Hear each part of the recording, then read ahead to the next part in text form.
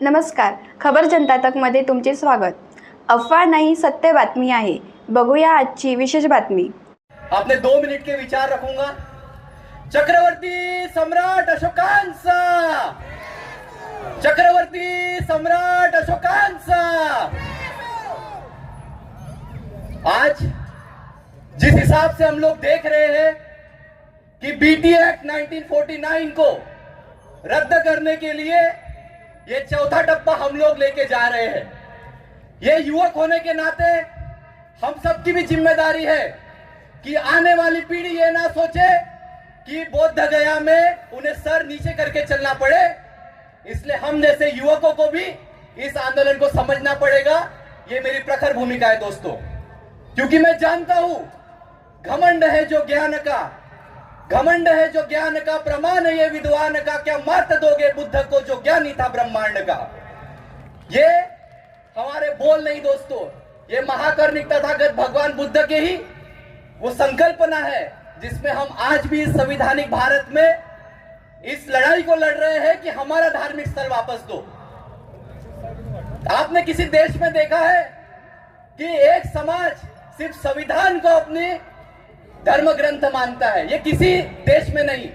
वैसे ही जब देश आजाद हुआ तो सभी एक्ट को निरस्त करने का काम यहां की सरकारों का था, पर बीटी एक्ट 1949 संविधान लागू होने के बाद भी निरस्त नहीं हुआ और आज भी हम लोग उसी लड़ाई को लड़ने के लिए अपनी पूरी ताकत लगा रहे हैं।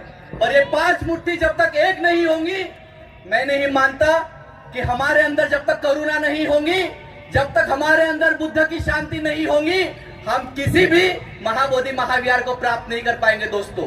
तो सबसे पहले बुद्ध की करुणा हमारे पास में होनी चाहिए, यह हमें संकल्प लेना पड़ेगा। मैंने एक कविता लिखी है महाबोधि महाविहार के लिए, मैं आपके समक्ष प्रस्तुत करूंगा और उसके बाद मेरा मनोगत यही रोकूंगा। महाबोधि महाविहार को मुक्ति दो, अशोक सम्राट के भारत को शक्ति दो, बोधिसत्व का प्रकाश चारों दिशाओं में फैलने दो, महाबोधि महाविहार को मुक्ति दो। शताब्दियों से अन्याय सहा, धर्म भूमि पर अधर्म पनपा, गौतम के तेज को अंधकार ने घेरा, अब फिर वो प्रकाश आकाश में लहरने दो, महाबोधि महाविहार को मुक्ति दो। सत्य और अहिंसा की गाथा गूंजने दो, बुद्ध की करुणा विश्व में फैलने दो, समता के पथ दीप पर जलने दो, महाबोधि महाविहार को मुक्ति दो। आंबेडकर का सपना साकार करके रहेंगे, अन्याय की जंजीर अब टूटने दो, धम्म चक्र की गति तीव्र होने दो।